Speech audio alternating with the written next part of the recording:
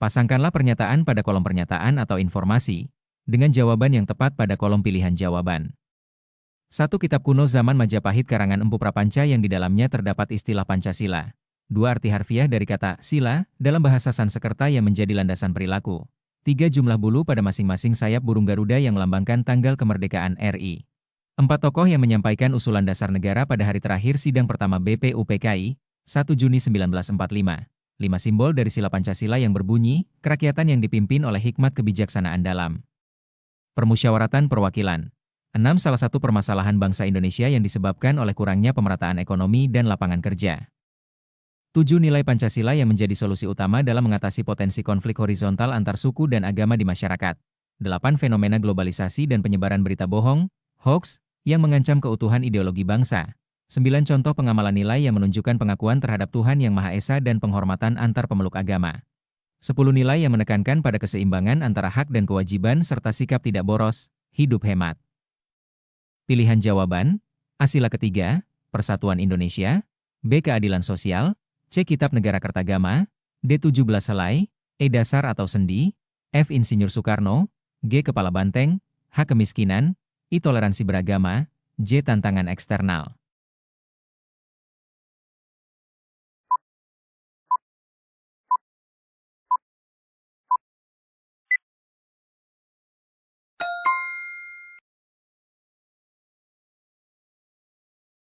Sebelas, Pancasila sebagai ideologi negara mengandung nilai-nilai yang harus diterapkan dalam kehidupan sehari-hari. Manakah dari pernyataan berikut yang merupakan bentuk pengamalan sila pertama dan kedua Pancasila? Pilih 2 jawaban benar.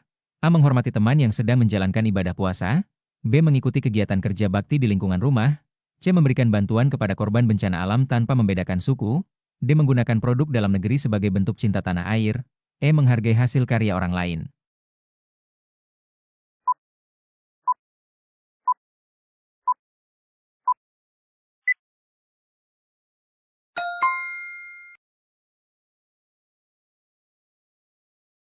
Sila pertama menekankan ketuhanan Yang Maha Esa, tercermin dari sikap saling menghormati ibadah agama lain seperti puasa. Sila kedua menekankan kemanusiaan yang adil dan beradab, diwujudkan dengan membantu korban bencana tanpa diskriminasi suku, agama, atau ras. 12. Pengamalan sila ketiga Pancasila, Persatuan Indonesia, sangat penting untuk menjaga keutuhan NKRI. Manakah tindakan di bawah ini yang mencerminkan pengamalan sila tersebut? Pilih 2 jawaban benar. A. Mengutamakan kepentingan pribadi di atas kepentingan golongan. B. Menggunakan bahasa Indonesia dengan baik dan benar. C. Mempelajari tarian daerah lain sebagai kekayaan budaya bangsa. D. Melakukan musyawarah untuk mencapai mufakat. E. Menuntut hak tanpa melaksanakan kewajiban.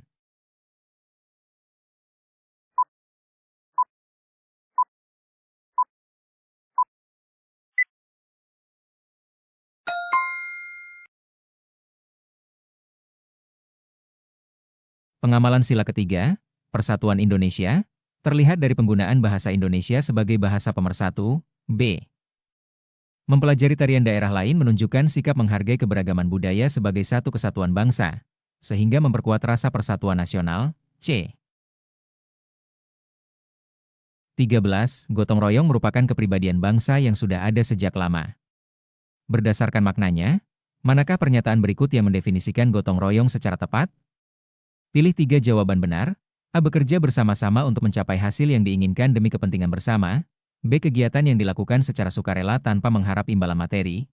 C. Kerja paksa yang dilakukan untuk kepentingan penguasa. D. Bentuk solidaritas sosial yang mempererat hubungan antar warga. E. Kegiatan yang hanya dilakukan jika ada upah yang sesuai.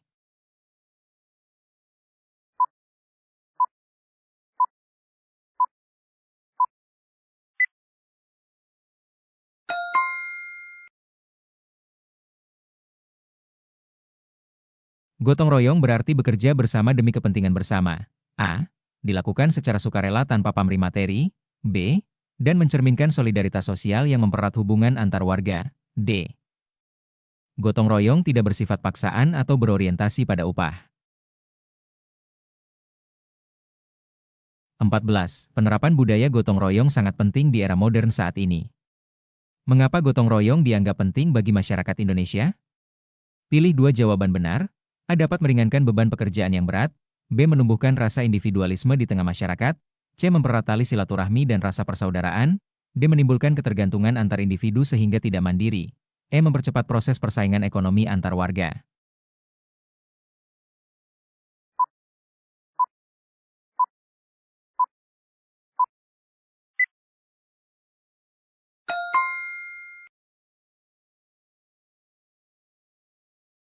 Gotong royong penting karena dapat meringankan beban pekerjaan yang berat melalui kerja bersama. A.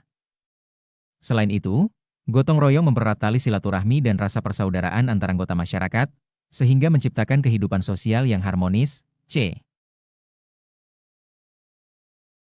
15. Di era globalisasi, rasa gotong royong di perkotaan cenderung mulai luntur karena pengaruh gaya hidup individualis. Meskipun demikian, dasar atau fondasi utama dari gotong royong yang harus tetap dijaga adalah: pilih dua jawaban benar. A. Asas kekeluargaan. B. Prinsip persaingan bebas. C. Asas kebersamaan dan tolong-menolong. D. Prinsip keuntungan finansial. E. Semangat chauvinisme yang berlebihan.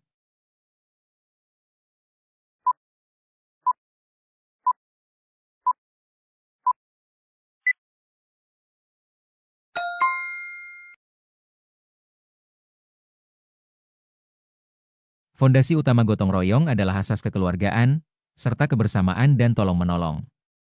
Nilai ini harus tetap dijaga meskipun masyarakat menghadapi arus globalisasi dan gaya hidup individualis, agar solidaritas sosial tidak hilang. 16. Indonesia adalah negara yang kaya akan keberagaman suku, agama, dan budaya. Makna dari keberagaman tersebut bagi bangsa Indonesia adalah: pilih dua jawaban benar. A. Sumber perpecahan yang sulit untuk disatukan. B. Kekayaan nasional yang menjadi jati diri bangsa. C. Modal dasar dalam pembangunan nasional yang berkarakter. D. Alasan untuk memprioritaskan kelompok mayoritas.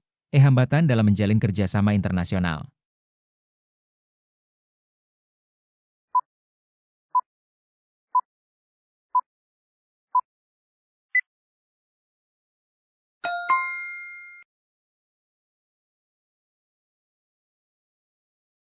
Keberagaman merupakan kekayaan nasional dan jati diri bangsa Indonesia. Selain itu, keberagaman menjadi modal dasar pembangunan nasional yang berkarakter, karena mendorong toleransi, kreativitas, serta persatuan dalam perbedaan. 17. Memahami pentingnya keberagaman sangat krusial untuk mencegah terjadinya konflik horizontal. Apa manfaat utama dari menjaga keberagaman di Indonesia? Pilih tiga jawaban benar. A. Terciptanya integrasi nasional yang kuat. B. Menumbuhkan sikap toleransi dan saling menghargai. C. Membuat Indonesia dikenal sebagai negara yang unik di mata dunia. D. Memudahkan satu budaya untuk mendominasi budaya lainnya. E. Menghilangkan perbedaan pandangan secara paksa.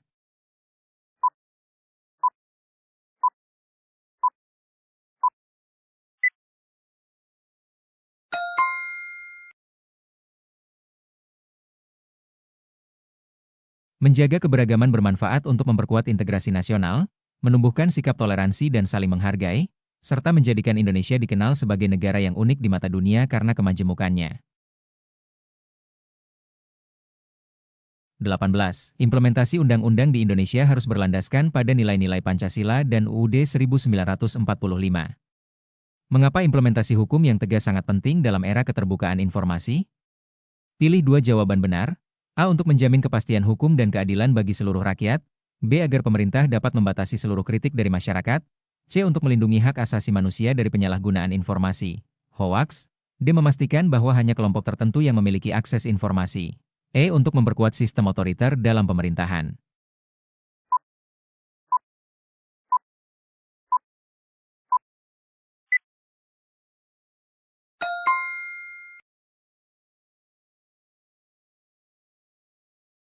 Implementasi hukum yang tegas penting untuk menjamin kepastian hukum dan keadilan bagi seluruh rakyat.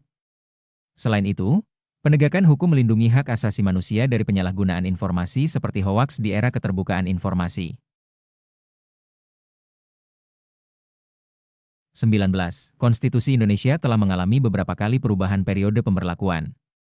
Manakah periode di bawah ini yang pernah berlaku dalam sejarah ketatanegaraan Indonesia? Pilih tiga jawaban benar. A. Konstitusi RIS, 1949, 1950,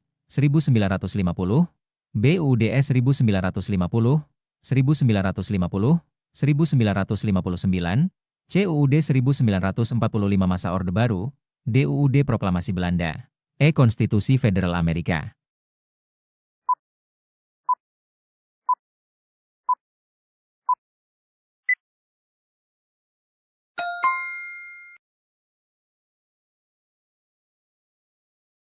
Dalam sejarah ketatanegaraan Indonesia, pernah berlaku Konstitusi RIS 1949-1950, UUDS 1950, 1950-1959, serta UUD 1945 pada masa Orde Baru. Ketiganya merupakan periode konstitusi yang sah dalam perjalanan bangsa Indonesia. 20. Amandemen UUD 1945 dilakukan untuk menyempurnakan aturan dasar mengenai tatanan negara. Berikut ini yang merupakan fakta terkait amandemen UUD 1945 adalah: pilih 2 jawaban benar. A dilakukan sebanyak 4 kali antara tahun 1999 hingga 2002. B mengubah bentuk negara Indonesia dari kesatuan menjadi federal. C tetap mempertahankan pembukaan UUD 1945 tanpa perubahan. D menghapuskan Pancasila sebagai dasar negara. E mengurangi masa jabatan presiden menjadi tidak terbatas.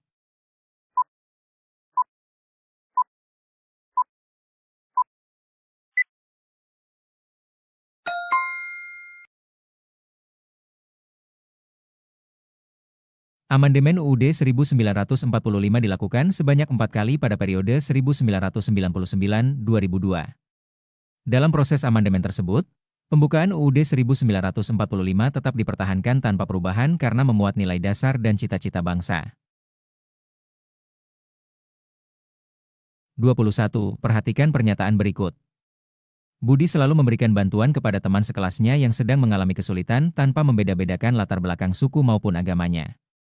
Sikap Budi tersebut merupakan cerminan perilaku yang sesuai dengan nilai Pancasila, khususnya sila, A. Ketuhanan yang Maha Esa, B. Kemanusiaan yang adil dan beradab, C. Persatuan Indonesia, D. Kerakyatan yang dipimpin oleh hikmat kebijaksanaan dalam permusyawaratan perwakilan, E. Keadilan sosial bagi seluruh rakyat Indonesia.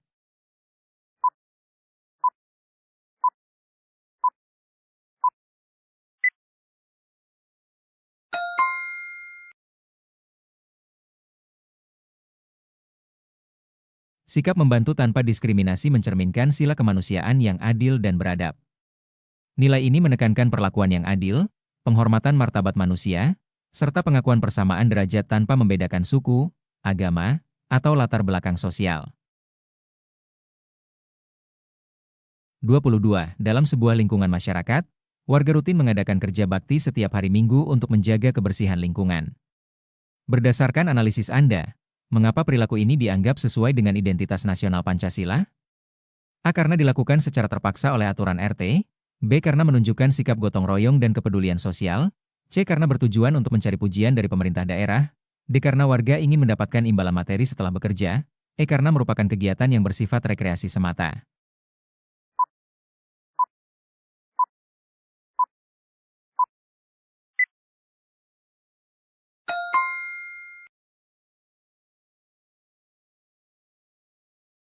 Kerja bakti mencerminkan gotong royong dan kepedulian sosial, yang merupakan identitas nasional Pancasila.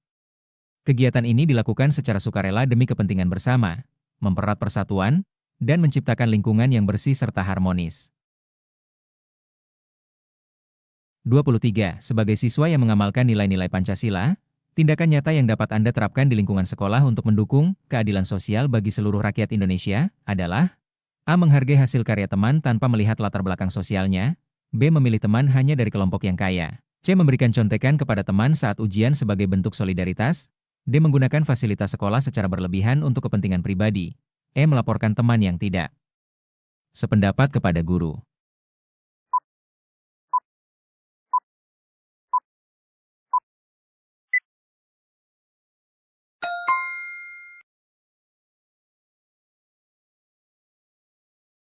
Menghargai hasil karya teman tanpa diskriminasi merupakan wujud keadilan sosial. Sikap ini mencerminkan penghargaan terhadap hak setiap individu dan menolak perlakuan tidak adil berdasarkan status sosial, sesuai dengan sila kelima Pancasila. 24. Di dalam rapat kelas untuk menentukan lokasi studi banding, terjadi perbedaan pendapat yang sangat tajam. Sikap yang paling tepat untuk menunjukkan penerapan nilai Pancasila adalah A. Memaksakan pendapat pribadi agar segera disetujui. B. Meninggalkan rapat karena suasana tidak kondusif. C. Menghargai pendapat orang lain dan mengutamakan musyawarah mufakat. D. Meminta wali kelas untuk langsung memutuskan tanpa mendengar siswa. E. Melakukan voting tanpa memberikan kesempatan berdiskusi.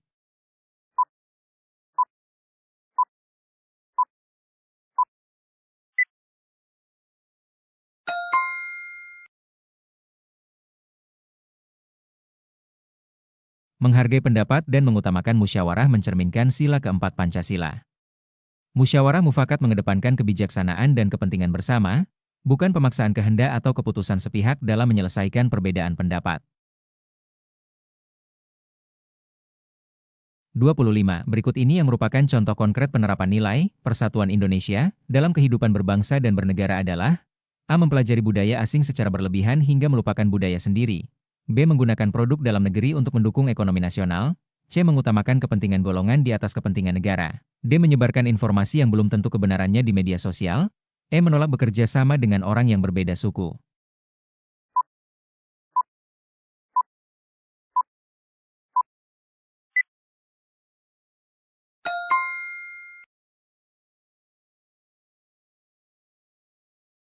Menggunakan produk dalam negeri mendukung ekonomi nasional dan memperkuat persatuan bangsa. Sikap ini mencerminkan nasionalisme dan kebanggaan terhadap hasil karya bangsa sendiri, sesuai dengan nilai persatuan Indonesia dalam kehidupan berbangsa dan bernegara.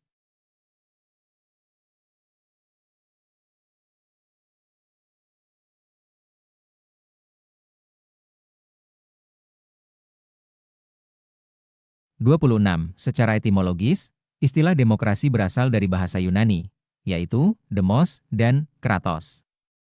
Pengertian demokrasi yang paling tepat berdasarkan konsep tersebut adalah A. Pemerintahan yang dijalankan oleh sekelompok elit politik. B. Kekuasaan tertinggi berada di tangan pemimpin negara. C. Pemerintahan dari rakyat, oleh rakyat, dan untuk rakyat. D. Sistem politik yang hanya berlaku di negara-negara barat. E. Aturan hukum yang membatasi hak-hak warga negara.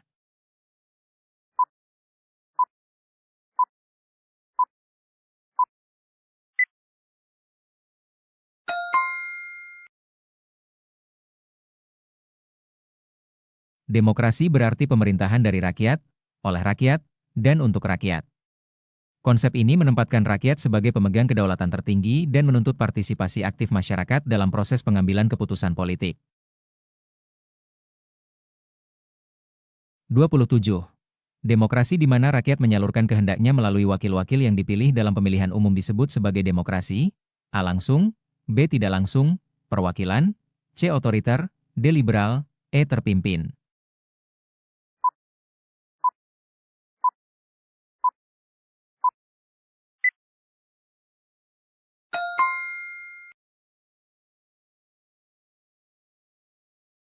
Demokrasi perwakilan adalah sistem di mana rakyat menyalurkan aspirasi melalui wakil yang dipilih dalam pemilu. Sistem ini diterapkan di negara dengan jumlah penduduk besar, termasuk Indonesia, agar pemerintahan dapat berjalan efektif dan efisien.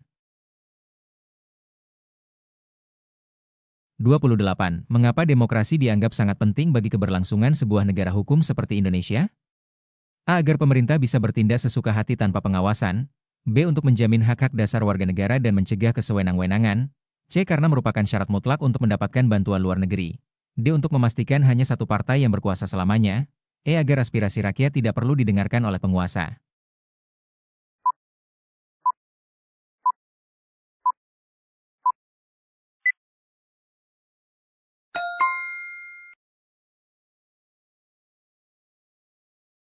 Demokrasi penting untuk menjamin hak dasar warga negara dan mencegah penyalahgunaan kekuasaan. Dengan demokrasi, pemerintah dapat diawasi oleh rakyat, sehingga tercipta pemerintahan yang adil, transparan, dan bertanggung jawab. 29. Salah satu kekurangan atau hambatan dalam pelaksanaan demokrasi di Indonesia saat ini yang perlu dianalisis adalah A. Tingginya kesadaran hukum masyarakat di pelosok daerah. B. Maraknya politik uang, money politics, dalam proses pemilihan umum. C. Kebebasan berpendapat yang sudah dijamin oleh undang-undang. D. Terlalu banyaknya media massa yang bersifat netral. E. Sistem pembagian kekuasaan yang sangat ketat.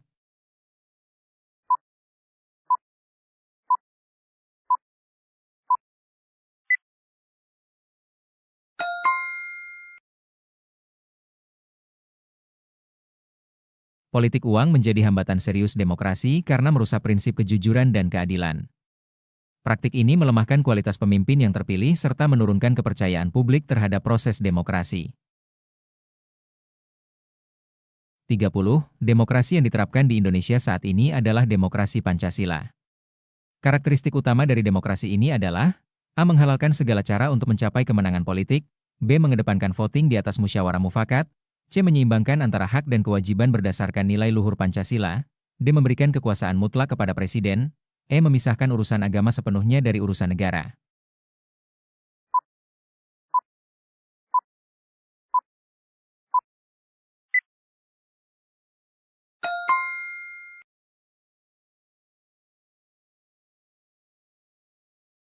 Demokrasi Pancasila menekankan keseimbangan antara hak dan kewajiban berdasarkan nilai luhur Pancasila. Sistem ini mengutamakan musyawarah, keadilan sosial, dan kemanusiaan, bukan kebebasan tanpa batas atau kekuasaan mutlak. 31. Hak asasi manusia, HAM, merupakan hak yang melekat pada diri manusia sejak lahir sebagai anugerah Tuhan Yang Maha Esa.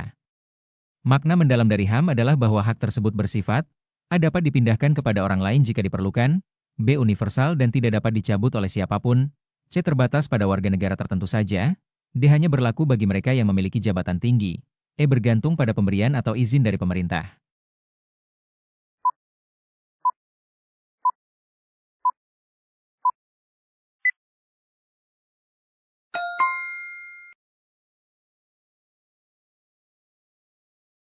HAM bersifat universal dan melekat sejak lahir sebagai anugerah Tuhan. Hak ini tidak dapat dicabut oleh siapapun dan berlaku bagi seluruh manusia tanpa diskriminasi, sehingga wajib dihormati dan dilindungi oleh negara. 32. Pentingnya perlindungan HAM dalam sebuah negara demokrasi bertujuan untuk A. Mempersulit kinerja aparat kepolisian, B. Memberikan kebebasan tanpa batas bagi setiap individu, C. Menjaga martabat manusia dari tindakan diskriminasi dan penindasan, D. Mengurangi kewibawaan pemerintah di mata internasional, E. Memastikan semua orang memiliki kekayaan yang sama.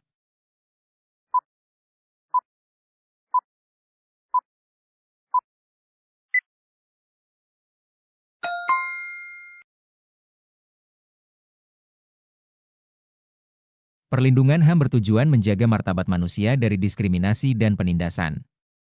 Dalam negara demokrasi, HAM menjadi fondasi keadilan dan kebebasan yang bertanggung jawab, serta menjamin keseimbangan antara hak dan kewajiban warga negara.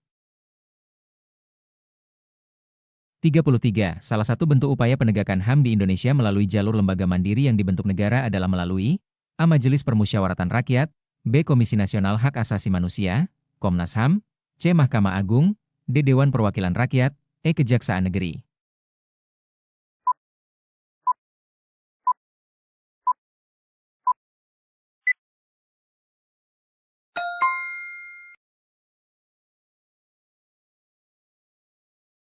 Komnas HAM merupakan lembaga independen yang bertugas melindungi dan menegakkan hak asasi manusia di Indonesia. Lembaga ini berperan melakukan pemantauan, penyelidikan, dan edukasi HAM kepada masyarakat. 34. Kasus pelanggaran HAM masih sering terjadi di Indonesia, seperti kekerasan dalam rumah tangga atau diskriminasi kelompok minoritas. Masalah utama yang sering menghambat penuntasan kasus-kasus tersebut adalah A. Kurangnya peraturan perundang-undangan yang mengatur HAM, B. Lemahnya pengawasan dan penegakan hukum yang berkeadilan, C. Terlalu banyaknya lembaga yang mengurusi hak asasi manusia, D. Masyarakat yang terlalu berani melapor ke pihak berwajib, E. Teknologi informasi yang semakin maju.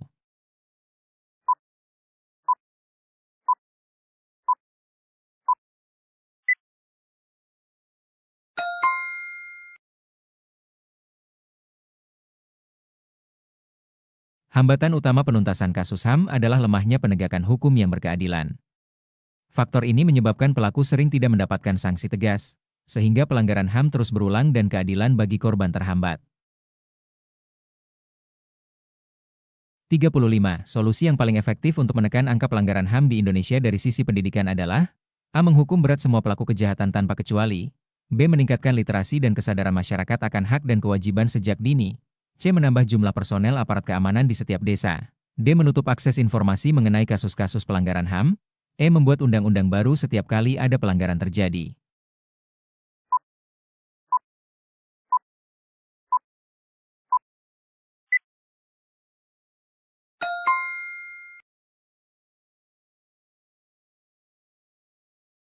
Pendidikan HAM sejak dini meningkatkan kesadaran masyarakat akan hak dan kewajiban.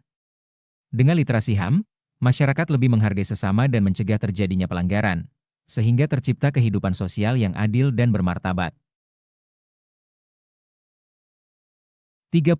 Salah satu alasan mendasar dilakukannya amandemen terhadap UUD 1945 pada era reformasi adalah A. Karena UUD 1945 merupakan produk hukum peninggalan penjajah, B. Adanya kekuasaan presiden yang terlalu besar, eksekutif heavy, sebelum amandemen, C. Keinginan untuk mengubah bentuk negara menjadi federal, D. Untuk menghapuskan posisi Pancasila sebagai dasar negara, E. Karena jumlah pasal dalam UUD 1945 dianggap terlalu sedikit.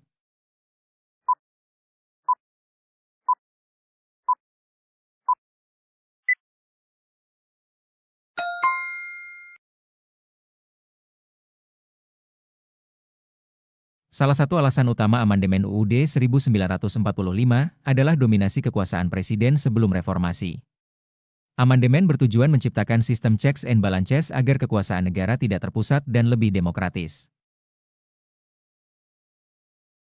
37.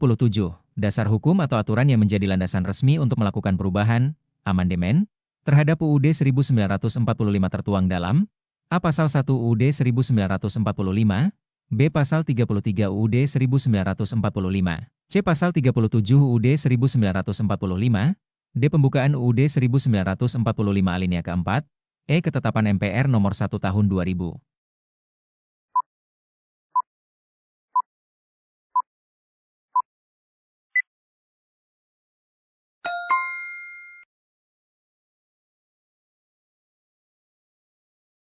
Pasal 37 UUD 1945 menjadi dasar hukum perubahan konstitusi. Pasal ini mengatur mekanisme, syarat, dan kewenangan MPR dalam melakukan amandemen, sehingga perubahan UUD tetap sah dan konstitusional. 38. Berdasarkan ketentuan hukum di Indonesia, lembaga yang memiliki wewenang penuh untuk mengubah dan menetapkan UUD adalah A. Presiden, B. Dewan Perwakilan Rakyat, DPR, C. Mahkamah Konstitusi, MK, D. Majelis Permusyawaratan Rakyat, MPR, E. Dewan Perwakilan Daerah, DPD.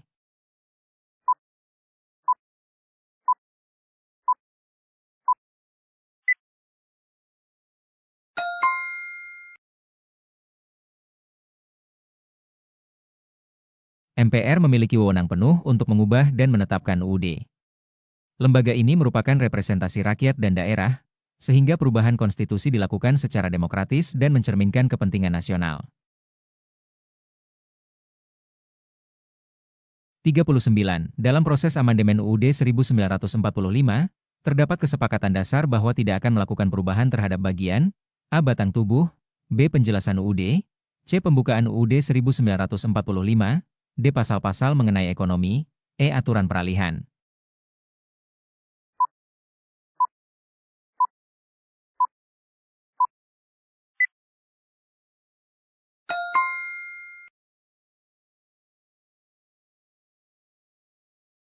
Pembukaan UUD 1945 tidak boleh diubah karena memuat Pancasila dan tujuan negara. Bagian ini menjadi jiwa dan dasar filosofis konstitusi, sehingga harus tetap lestari sebagai identitas dan pedoman bangsa Indonesia. 40. Manfaat utama yang dirasakan bangsa Indonesia setelah adanya amandemen UUD 1945 dalam praktik ketatanegaraan adalah A. Terpilihnya presiden secara langsung oleh rakyat, B. Masa jabatan presiden menjadi tidak terbatas, C. Penghapusan fungsi Dewan Perwakilan Rakyat, D. Berkurangnya hak asasi warga negara dalam berpolitik, E. Kekuasaan kehakiman berada di bawah kontrol presiden.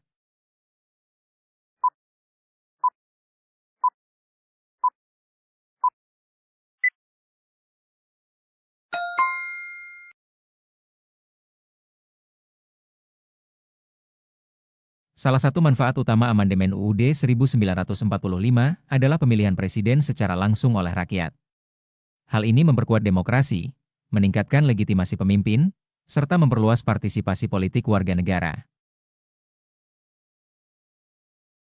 41. Hukum yang berlaku di masyarakat namun tidak dituangkan dalam bentuk dokumen resmi negara disebut sebagai A. Hukum tertulis, B. Hukum tidak tertulis, konvensi adat, C. Hukum pidana, D. Hukum tata usaha negara, E. Hukum formal.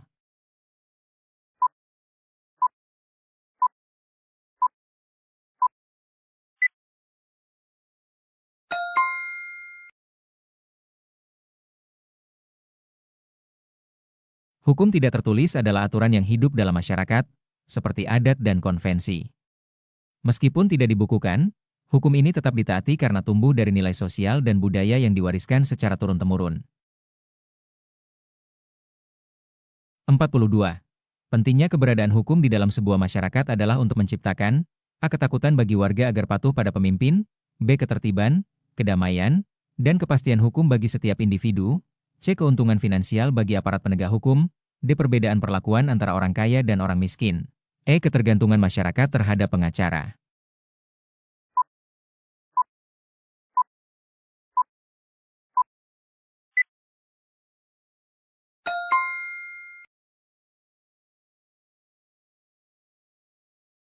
Hukum bertujuan menciptakan ketertiban, kedamaian, dan kepastian hukum. Dengan adanya hukum, masyarakat memiliki pedoman perilaku yang jelas sehingga kehidupan sosial berjalan tertib dan konflik dapat diminimalkan. 43. Sanksi bagi seseorang yang melanggar norma hukum bersifat tegas dan nyata. Hal ini berarti, A. Sanksi hanya berupa teguran lisan dari masyarakat, B. Pelanggar akan dikucilkan oleh lingkungan tempat tinggalnya, C. Aturan sanksi telah ditetapkan secara jelas dalam peraturan perundang-undangan, D. Sanksi hanya diberikan jika pelanggar merasa bersalah, E. Hukuman akan diberikan di akhirat kelak.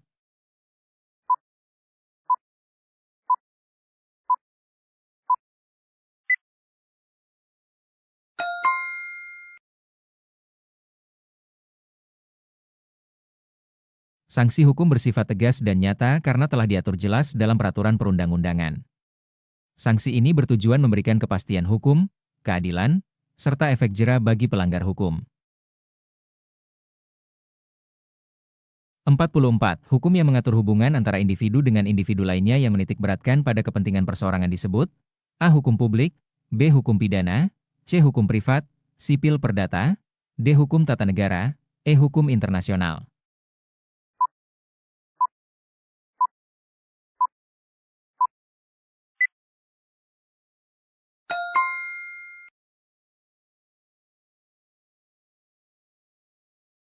Hukum privat mengatur hubungan antar individu, seperti perjanjian dan warisan. Fokusnya adalah kepentingan perseorangan, berbeda dengan hukum publik yang mengatur hubungan antara warga negara dan negara. 45. Pemberian sanksi hukum bagi pelaku tindak kriminal sejatinya memiliki tujuan utama untuk A. Membalas dendam atas perbuatan pelaku kepada korban, B. Memberikan efek jera dan merehabilitasi pelaku agar menjadi pribadi yang lebih baik, C. Memenuhi keinginan masyarakat yang ingin melihat pelaku menderita, D. Menambah pemasukan negara melalui denda yang dibayarkan, E. Menunjukkan kekuatan pemerintah di hadapan rakyatnya.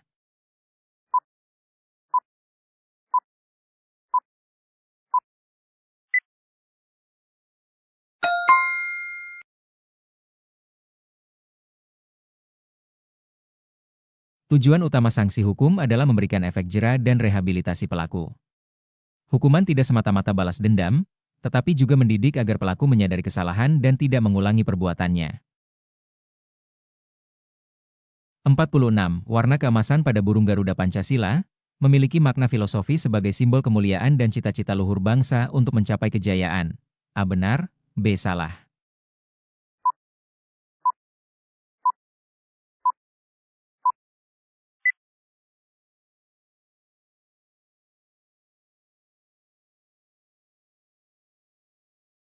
Warna emas pada Garuda Pancasila melambangkan kemuliaan, keagungan, dan cita-cita luhur bangsa.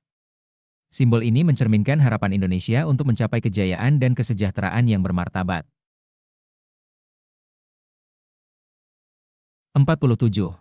Agenda utama dalam persidangan pertama BPUPKI adalah untuk membahas rancangan batang tubuh Undang-Undang Dasar dan bentuk pemerintahan Indonesia. A. Benar, B. Salah.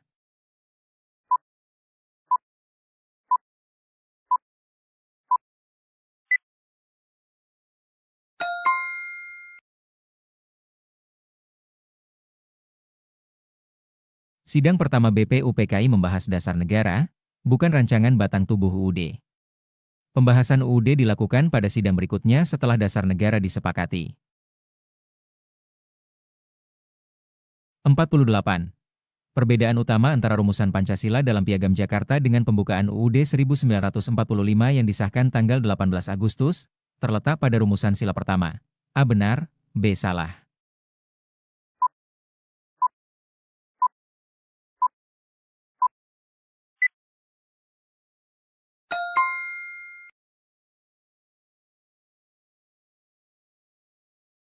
Perbedaan utama Piagam Jakarta dan pembukaan UUD 1945 terletak pada sila pertama. Perubahan dilakukan demi menjaga persatuan nasional dan mengakomodasi keberagaman agama di Indonesia. 49. Penyebab utama Indonesia belum dikategorikan sebagai negara maju meskipun memiliki SDM melimpah, adalah karena pengelolaan sumber daya yang masih bersifat ekstraktif, menjual bahan mentah, dan rendahnya daya saing kualitas SDM di bidang teknologi. A benar, B salah.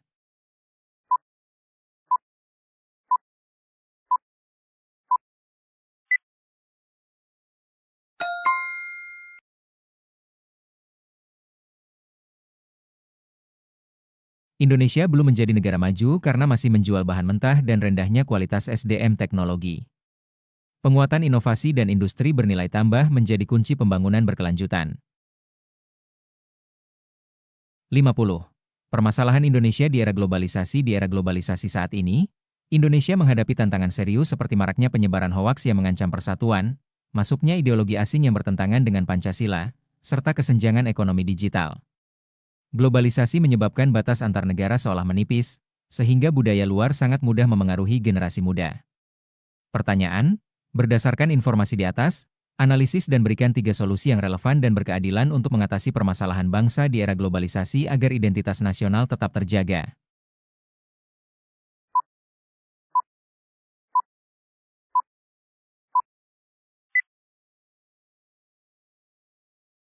Tiga solusi relevan adalah meningkatkan literasi digital untuk melawan hoaks, memperkuat pendidikan Pancasila bagi generasi muda, serta mendorong pemerataan ekonomi digital.